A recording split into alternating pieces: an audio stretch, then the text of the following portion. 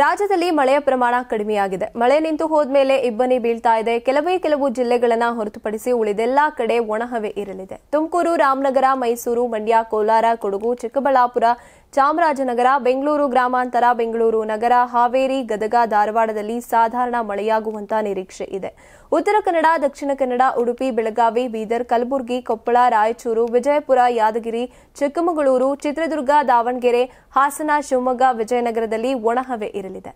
Gadag, ರಾಯಲಪಾಡು, Annigeri, Bailhongal, Bengaluru, HAL, Kolar, ಕೂರ್ಗಿ, Kushtagi, Madhugiri, ರಾಯಚೂರಿನಲ್ಲಿ ಮಳೆಯಾಗಿದೆ. Belagavi ಏರ್ಪೋರ್ಟ್ನಲ್ಲಿ 17.8 degree Celsius ಅತ್ಯಂತ ಕನಿಷ್ಠ ಉಷ್ಣಾಂಶ ದಾಖಲಾಗಿದೆ.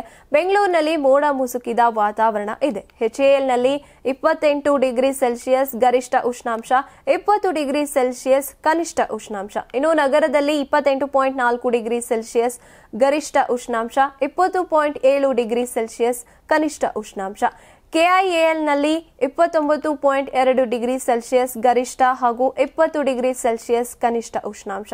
ಜಿಕೆವಿಕೆಯಲ್ಲಿ 29 ಡಿಗ್ರಿ ಸೆಲ್ಸಿಯಸ್ ಗರಿಷ್ಠ ಹಾಗೂ ಉಷ್ಣಾಂಶ 18.8 ಡಿಗ್ರಿ ಸೆಲ್ಸಿಯಸ್ ದಾಖಲಾಗಿರುವಂಥದ್ದು ಕನಿಷ್ಠ ಉಷ್ಣಾಂಶ. ಇನ್ನು ಹೊನ್ನಾವರದಲ್ಲಿ 18.8 ಡಿಗ್ರಿ ಸೆಲ್ಸಿಯಸ್ ಗರಿಷ್ಠ, 22.4 ಡಿಗ್ರಿ ಸೆಲ್ಸಿಯಸ್ ಕನಿಷ್ಠ ಉಷ್ಣಾಂಶ ಇದ್ದು, ಕಾರವಾರದಲ್ಲಿ 31.9 ಡಿಗ್ರಿ ಸೆಲ್ಸಿಯಸ್ ಗರಿಷ್ಠ, 22.1 ಡಿಗ್ರಿ ಸೆಲ್ಸಿಯಸ್ ಕನಿಷ್ಠ ಉಷ್ಣಾಂಶ ದಾಖಲಾಗಿದೆ.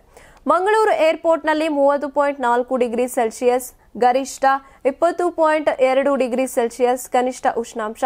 ಶಕ್ತಿನಗರದಲ್ಲಿ 30.3 ಡಿಗ್ರಿ ಸೆಲ್ಸಿಯಸ್ ಗರಿಷ್ಠ, ಹಾಗೆಯೇ 22.1 ಡಿಗ್ರಿ ಸೆಲ್ಸಿಯಸ್ ಕನಿಷ್ಠ ಉಷ್ಣಾಂಶ ದಾಖಲಾಗಿದೆ.